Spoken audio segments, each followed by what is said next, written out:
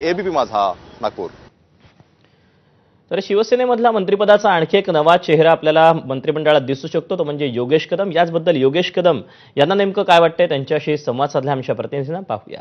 आज शपथविधी पार पडणार आहे, त्यामुळे या शपथविधीसाठी कोणाकोणाला फोन जातो याकडे सगळ्यांचं लक्ष लागलेलं आहे। शिवसेनेकडून आमदार योगेश कदम यांना सुद्धा फोन गेलेला आहे आणि ते मंत्री बनणार आहेत। आपल्यासोबत योगेश कदम आहे। योगेशजी, खूप खूप अभिनंदन, तुम्हाला सुद्धा फोन आलाय, काय नेमक्या भावना आहेत? नाही, भावना एकच आहे।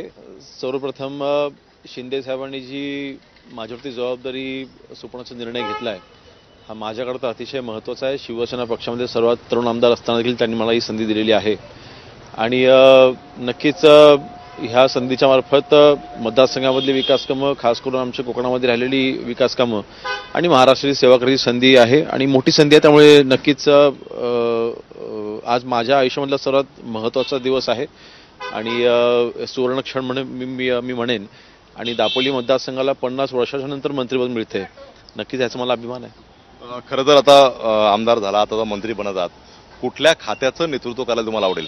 नाही, कुठलंही खातं द्यावं, माझं असं काही हेच खातं मिळावं असं किंवा असं माझा कुठलाही हट्ट नाही, परंतु जी कुठली जबाबदारी मिळेल नक्की ती जबाबदारी व्यवस्थितरित्या पार पडेल।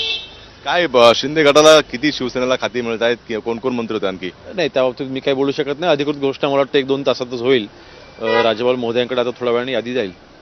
पाहतो आपण, राज्यपाल महोदयांकडे यादी जाईल आणि घोषणा होईल। मात्र मला जो काही फोन आलेला आहे, मला जी संधी मिळत आहे, मला अभिमान आहे आणि खूप वर्षानंतर जे आहे ते माझ्या मतदारसंघाला न्याय मिळतोय असं योगेश कदम म्हणताना पाहायला मिळत आहेत। कॅमेरामन सचिन शिंदे सरसुणे, एबीपी माझा नागपूर। तिथे भाजपकडून आतापर्यंत 19 आमदारांना मंत्रिपदासाठी फोन गेल्याची माहिती